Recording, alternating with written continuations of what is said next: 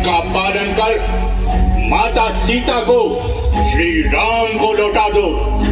यदि तुमने अहंकार छोड़ा तो तुम्हारा कुल और ये लंका सुरक्षित रहेंगे। मैं एक दूत हूँ और दूत का अपमान केवल उस राजा के लिए विनाशकारी होता है जो धर्म का मार्ग छोड़ चुका हो। लेकिन मुझे किसी अन्य के दिए स्थान की आवश्यकता नहीं।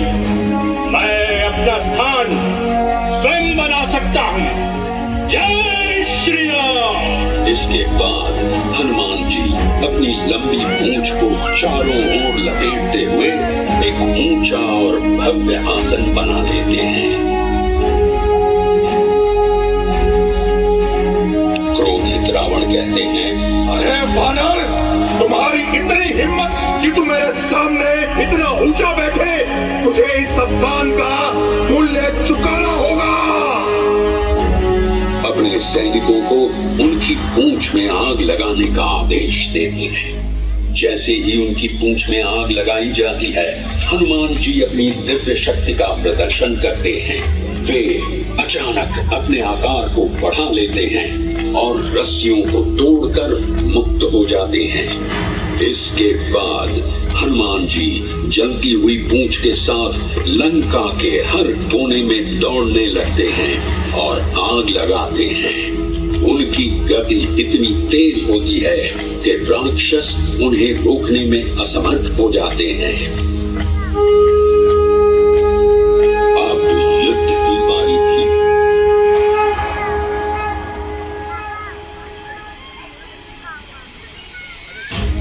इतनी विशाल सेना के साथ लंका तक पहुंचने के लिए विशाल समुद्र पार करना एक बड़ी चुनौती थी। भगवान राम ने समुद्र देवता का ध्यान किया और उनसे मार्ग देने की प्रार्थना की।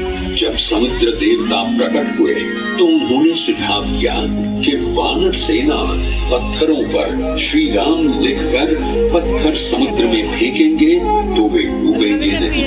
हनुमान जी ने पहला पत्थर स्वयं उठाया और उस पर श्री राम का नाम लिखकर समुद्र में डाला। वो पत्थर पानी में तैरने लगा। वानर सेना ने भी उत्साहित होकर कार्य आरंभ कर दिया।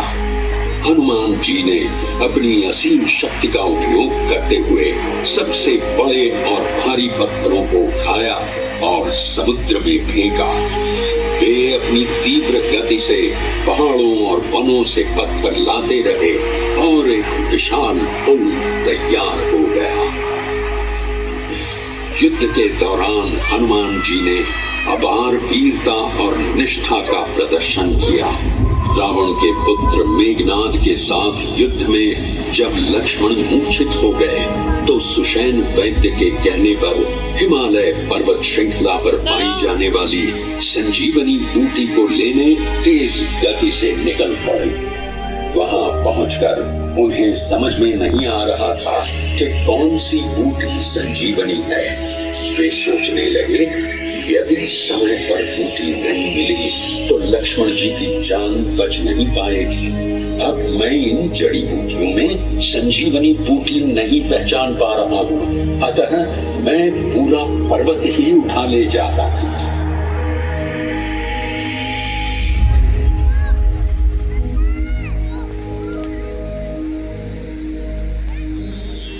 लक्ष्मण को जीवन दान मिला।